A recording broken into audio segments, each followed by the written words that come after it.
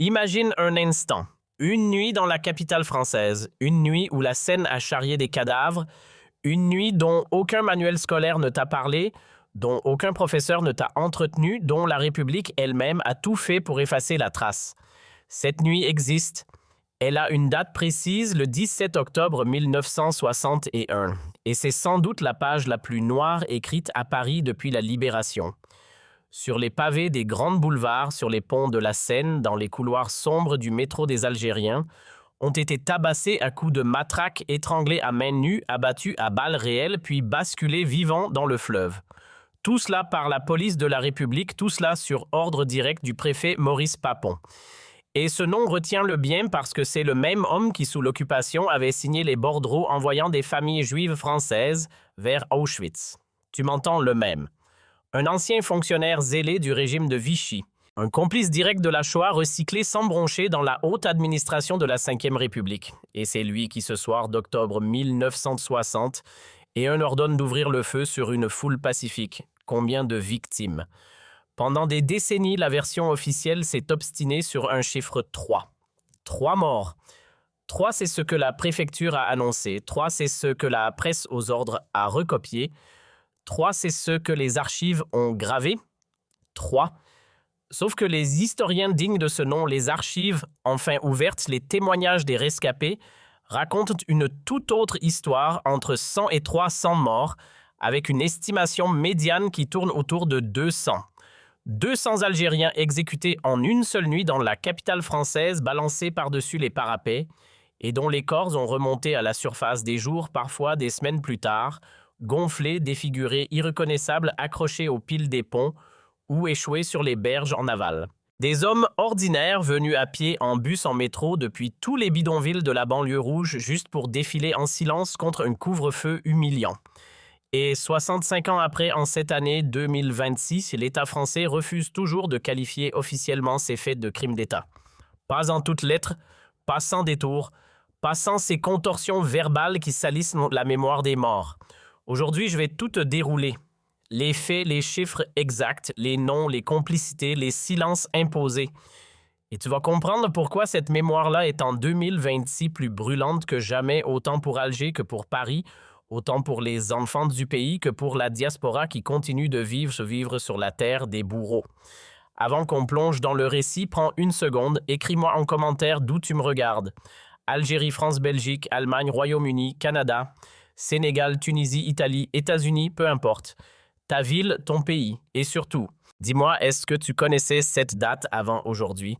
Est-ce qu'on t'en a parlé en classe, à la télévision, à table, dans ta famille? Réponds. Franchement, parce que la somme de vos réponses va dessiner mieux que n'importe quelle étude l'épaisseur du silence qui pèse depuis 60 ans. Et si tu n'es pas encore abonné à cette chaîne, fais-le maintenant, clique sur la petite cloche parce qu'ici, on ne fait pas du divertissement, on fait de la mémoire. Ici, on raconte ce que les puissants ont voulu enterrer. Ici, on prononce à voix haute les mots qu'ils espéraient voir disparaître. Pour saisir vraiment ce qui s'est joué le 17 octobre 1960, il faut accepter de remonter le fil de plusieurs mois en arrière. Il faut planter le décor parce qu'un massacre de cette ampleur ne surgit jamais par accident. Il est le fruit pourri d'une politique calculée, d'une idéologie assumée, d'un racisme institutionnel qui imprégnait alors tous les rouages de l'administration française. À l'automne 1960, la guerre d'Algérie s'enlise depuis 7 années entières. Elle fracture la société, divise les familles, déchire les consciences.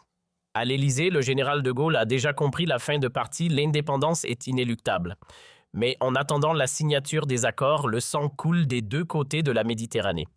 Et sur le territoire métropolitain, les Algériens, ces ouvrières qui tiennent les chaînes de Renault, de Peugeot, de Citroën, ces manœuvres qui élèvent les immeubles de la banlieue, sont regardés comme une menace permanente, une 5e colonne tapie dans les usines et les foyers Sonacotra. Le 5 octobre 1960, soit 12 jours seulement avant le massacre, le préfet de police de la capitale Maurice Papon dégaine une décision sidérante, un couvre-feu ciblé ethnique taillé sur mesure pour une seule catégorie de population, les Français musulmans d'Algérie. autrement dit les Algériens de Paris et de sa banlieue. Interdiction formelle de mettre un pied dehors entre 20h30 le soir et 5h30 du matin. Et ce couvre-feu ne s'applique à personne d'autre, pas aux Français de souche, pas aux Italiens, pas aux Portugais, pas aux Espagnols, pas aux Polonais, uniquement aux Algériens. Mesures-tu bien ce que ça veut dire, un couvre-feu racial en plein Paris en 1960? Et un dans la ville qui se proclame depuis 1789 capitale des droits de l'homme. Un couvre-feu qui décrète qu'une ethnie tout entière est suspecte par nature dangereuse par essence qu'il faut surveiller comme du bétail. Cette mesure-là, c'est l'expression la plus crue d'un racisme d'État dont la France n'a jusqu'à ce jour jamais répondu devant un tribunal. Jamais. En réaction à cette infamie, la Fédération de France du FLN décide de répliquer par la dignité. Elle appelle à un défilé strictement pacifique pour le soir du 17 octobre. Le but, dénoncer le couvre-feu humiliant, affirmer la fierté algérienne. Démontrer aux yeux du monde que les Algériens de France n'accepteront pas le statut de sous-citoyen.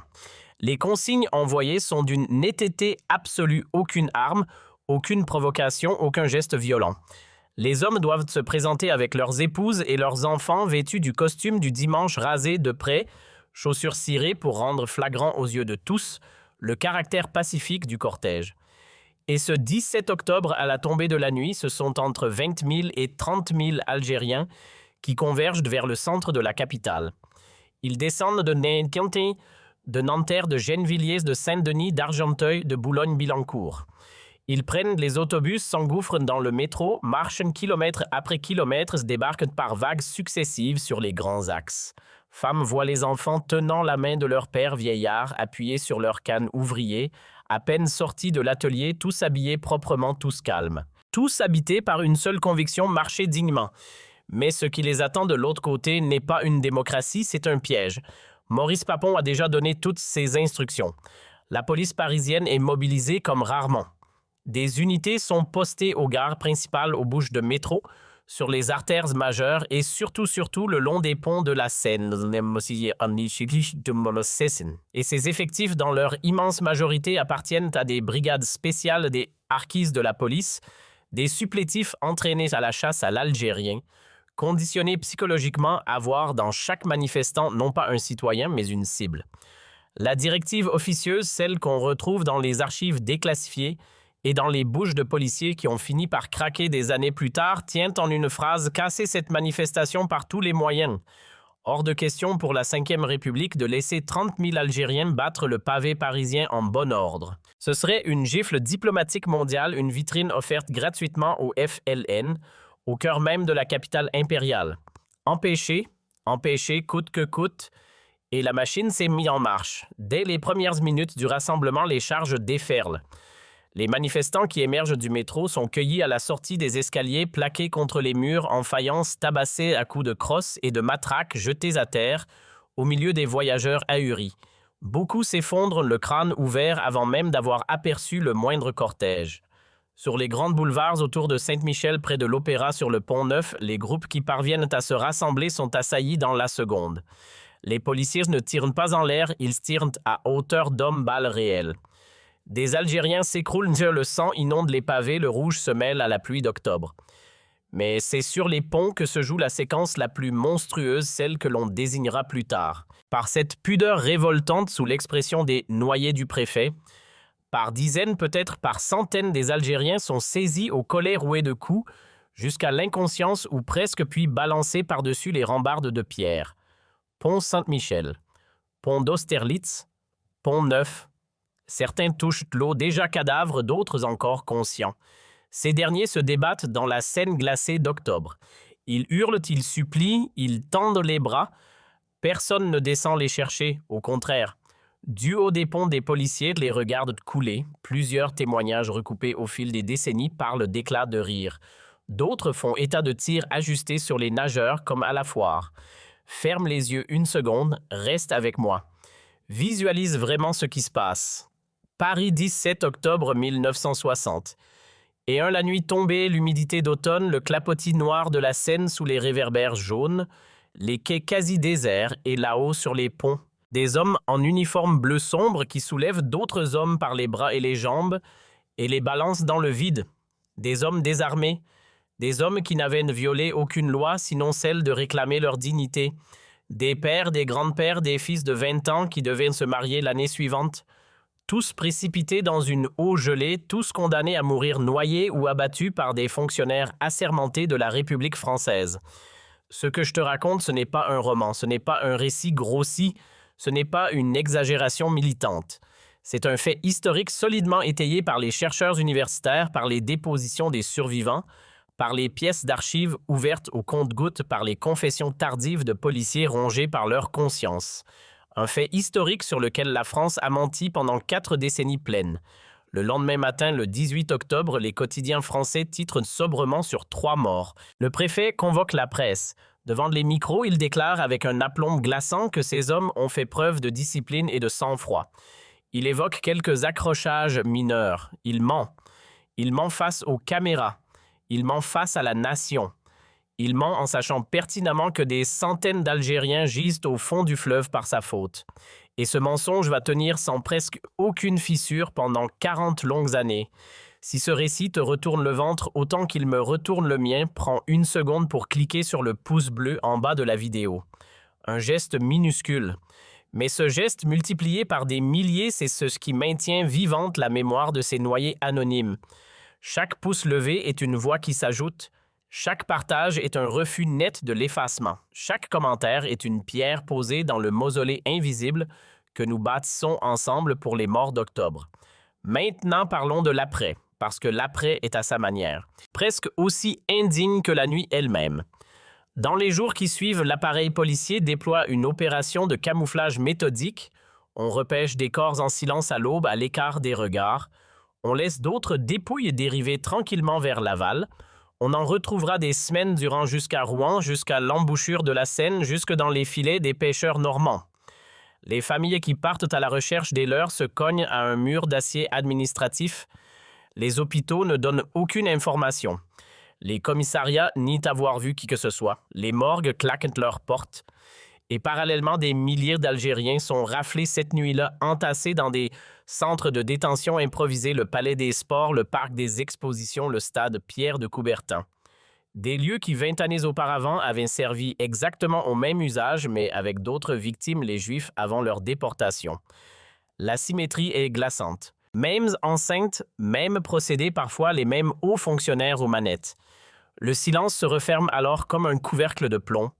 Un silence orchestré, un silence de cabinet ministériel. Les rédactions des grands journaux s'alignent. Les intellectuels regardent ailleurs. Les partis politiques, y compris ceux qui se réclament de la gauche, préfèrent passer à autre chose. Seules quelques plumes solitaires osent élever la voix. Et il faudra attendre 1991 pour qu'un historien indépendant sorte un livre choc intitulé « La bataille de Paris », qui osera enfin nommer la chose un massacre des centaines de victimes, un crime d'État dissimulé pendant des décennies. Pendant ce temps, le préfet poursuit, lui, une carrière éclatante. Élu député, puis nommé ministre du budget de 1978 à 1981, sous la présidence de Valéry Giscard d'Estaing, tu lis bien, ministre de la République. Celui qui avait orchestré la nuit de la Seine, celui qui avait 20 ans plus tôt. Expédié des familles juives françaises vers les chambres à gaz. Promu, décoré, honoré. Il faudra patienter jusqu'en 1997 pour qu'enfin la justice française daigne le faire asseoir sur un banc d'accusés. Mais pas pour les Algériens jetés dans le fleuve, non. Uniquement pour sa complicité dans la déportation des Juifs sous l'occupation. Verdict 10 ans de prison. Exécution 3 ans à peine avant une libération pour raison médicale. Il s'éteindra paisiblement en 2007 à 96 ans dans un lit chaud sans avoir formulé le moindre mot de regret, sans avoir jamais eu à répondre judiciairement du 17 octobre 1961. Jamais. Cette impunité-là, c'est le cœur du scandale parce qu'elle signifie qu'un demi-siècle durant l'État français a abrité, couvert, promu, décoré et finalement enterré avec les honneurs militaires un homme dont les mains dégoulinaient du sang de civils désarmés.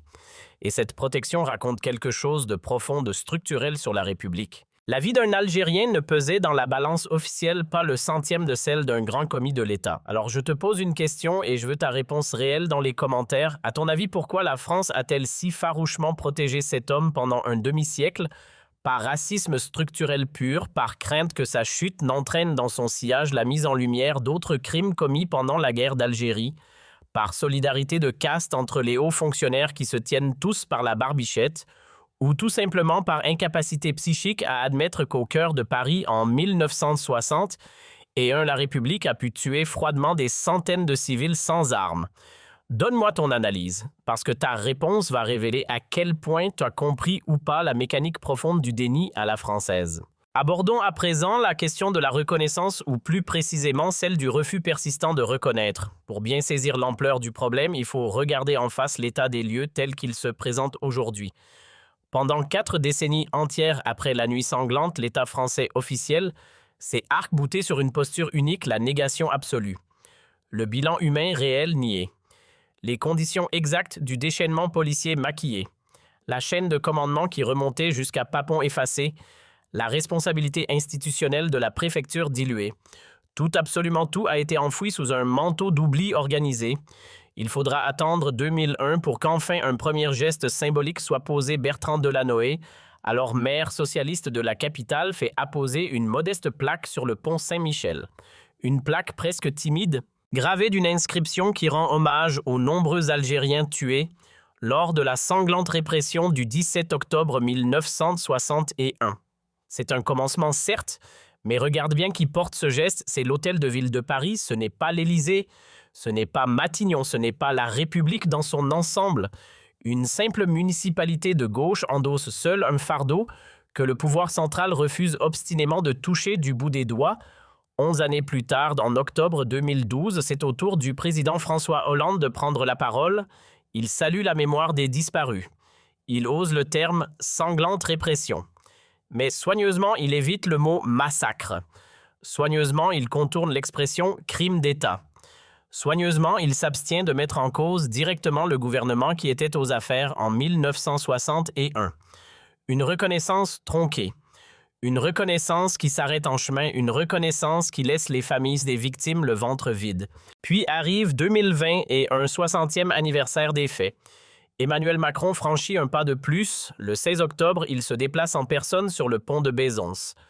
Observe un moment de recueillement et prononce un discours. Il parle, je cite, mot pour mot de « crime inexcusable pour la République ». Il parle d'une répression sanglante, brutale, violente. Il pointe nommément du doigt l'ancien préfet. Mais voilà, il s'arrête net à cette frontière. Pas un seul instant, il ne qualifie la nuit du 17 octobre de crime d'État. Pas un seul instant, il ne met en cause l'institution policière comme système. Pas un seul instant, il ne désigne le gouvernement de l'époque comme responsable. Pas un mot sur le génocide, pas un mot sur le crime contre l'humanité. Toute la culpabilité est savamment concentrée sur la silhouette d'un seul homme, comme si ce préfet à lui tout seul aurait pu organiser la mort de centaines de manifestants en l'espace d'une nuit au beau milieu d'une capitale européenne. Avance rapide jusqu'en mars 2024. L'Assemblée nationale française finit, après des années de tergiversation, par adopter une résolution, un texte qui reconnaît la répression sanglante et meurtrière d'Algériens et qui appelle à l'instauration d'une journée commémorative. Mais regarde bien ce que cette résolution est et surtout ce qu'elle n'est pas. Elle n'a aucune force contraignante, elle ne modifie en rien la doctrine mémorielle officielle de l'État. Elle n'est accompagnée d'aucune mesure tangible, pas d'excuses solennelles, pas de réparation financière, pas de réhabilitation judiciaire posthume des victimes, rien ou pour ainsi dire presque rien. Des mots, encore des mots, toujours des mots, mais pas l'ombre d'un acte. Et en 2025, puis en 2026, où en est-on concrètement? Nulle part. L'actuel président empêtré jusqu'au cou dans une crise diplomatique avec Alger qui s'est ouverte en juillet n'a posé aucun nouveau jalon, aucune déclaration supplémentaire. Aucune avancée sur le plan judiciaire, aucune qualification officielle de crime d'État. La mémoire du 17 octobre demeure en cette année 2026 une mémoire mutilée, une mémoire activement minimisée par les institutions, une mémoire que le pays refuse de regarder en face dans toute son horreur.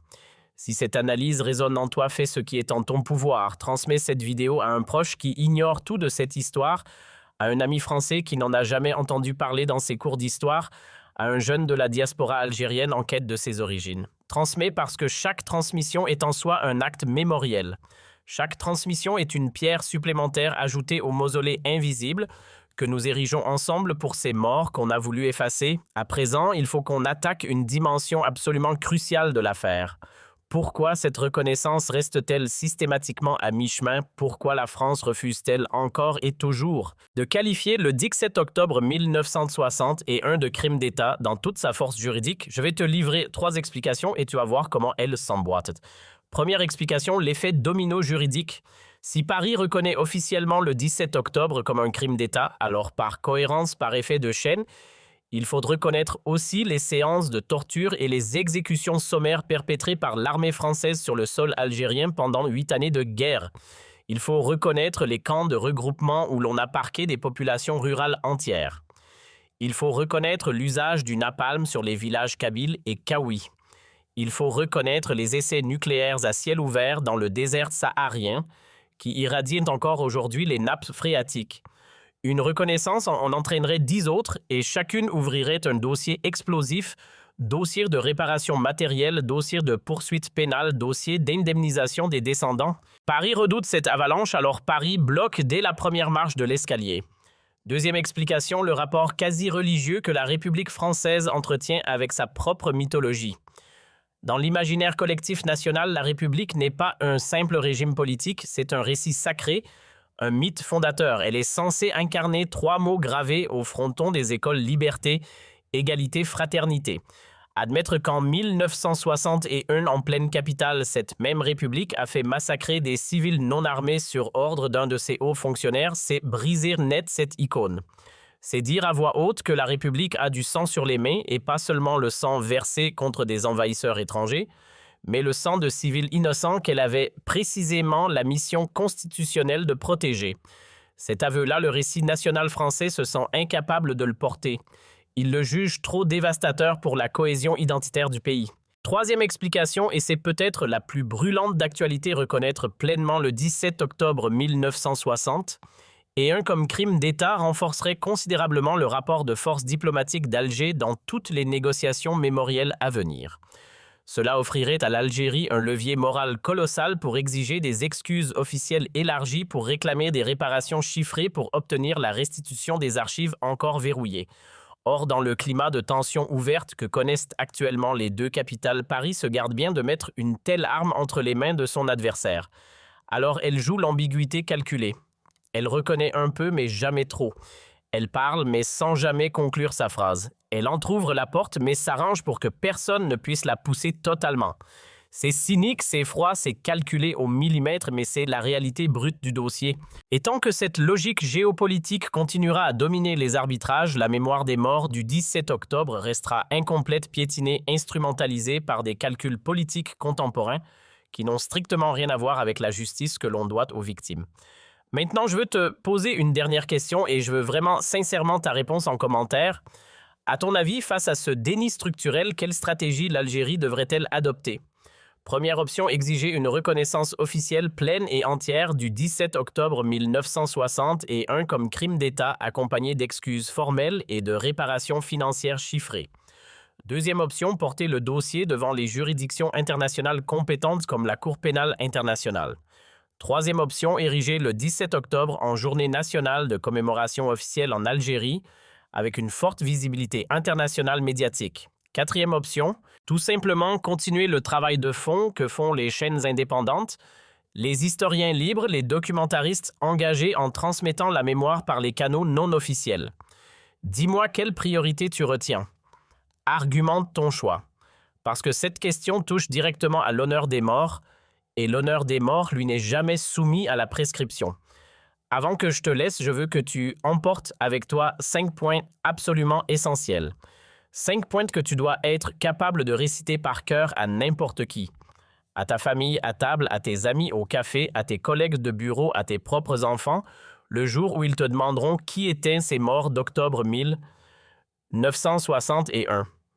Premier point, ce soir-là, entre 20 000 et 30 000 Algériens ont manifesté de manière strictement pacifique dans les rues de la capitale française pour dénoncer un couvre-feu discriminatoire qui ne visait que imposé exclusivement aux Français musulmans d'Algérie par le préfet de police de l'époque. Deuxième point, la police de la République a massacré ce cortège. Les chiffres officiels diffusés à l'époque parlaient de 3 morts.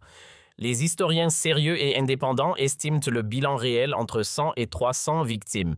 Beaucoup ont été tabassés jusqu'à la mort et balancés depuis les ponts de Paris dans la Seine glacée par des fonctionnaires en uniforme.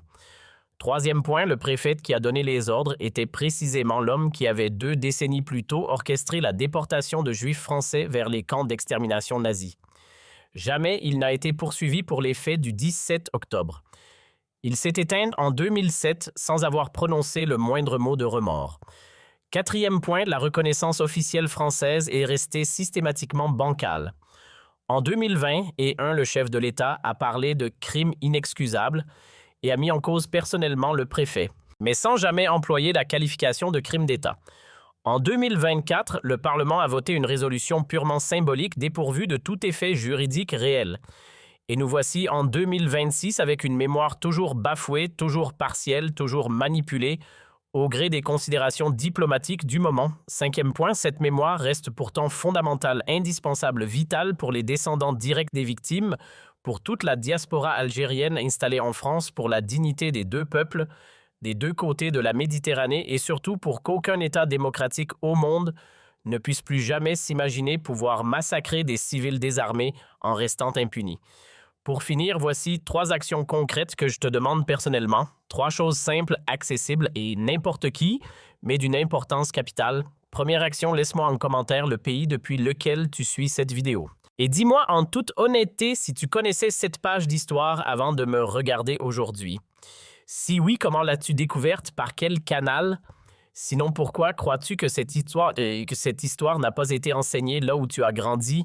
Parce que ces témoignages mis bout à bout dévoileront l'épaisseur réelle du silence qu'on a imposé à des générations entières. Et le silence imposé, souviens-t'en, c'est la 2e mort qu'on inflige aux morts. Deuxième action, répondre franchement à la question stratégique que je viens de te poser. Parmi les 4 pistes étalées devant toi, laquelle te paraît être la priorité absolue pour Alger? Exiger la reconnaissance officielle comme crime d'État. Saisir les instances juridictionnelles internationales. Faire du 17 octobre une grande date commémorative nationale algérienne avec un retentissement mondial. Ou poursuivre patiemment le travail de transmission par les voies indépendantes. Choisis et explique-moi pourquoi. Troisième action. Et de loin la plus essentielle de toutes, transmettre cette vidéo. Transmets-la à un Français qui ignore tout de cette nuit. Transmets-la à un Algérien qui cherche à connaître ses racines profondes. Transmets-la à un jeune de la diaspora qui se construit en quête d'une mémoire. Transmets-la à un enseignant qui pourrait en parler à ses élèves. Transmets-la à un ami qui croit encore au conte de fées d'une République française toujours immaculée. Transmettre parce que cette mémoire est une dette inscrite dans nos veines, une dette envers ceux qui sont tombés. Et cette dette ne se règle qu'en la transmettant de génération en génération, jusqu'au jour où la France sera enfin acculée à la reconnaître intégralement. Parce qu'ici, sur cet espace, on refuse net le silence. On refuse net l'oubli. On refuse net les demi-mots. On nomme les faits avec les mots exacts qu'ils méritent: un massacre, un crime d'État. Un meurtre de masse planifié par la République française dans les rues de sa propre capitale. Et tant que cet espace continuera d'exister, tant que tu resteras là pour le faire vivre par tes pouces bleus, tes commentaires, tes partages, tes abonnements, la mémoire du 17 octobre 1961 ne s'éteindra jamais. Dans la prochaine vidéo, on va décortiquer un sujet absolument explosif, l'accord de partenariat à 25 milliards de dollars qui se noue actuellement entre Alger et Pékin. Un accord qui pourrait enterrer définitivement 6 décennies de dépendance vis-à-vis de l'Occident. De nouveaux ports en eau profonde, de nouvelles lignes ferroviaires transcontinentales, des transferts massifs de technologies 5G et une redéfinition totale de la place de l'Algérie dans le nouvel ordre mondial qui se dessine sous nos yeux. Tu ne veux surtout pas rater ça. Abonne-toi, active la cloche et on se retrouve très vite.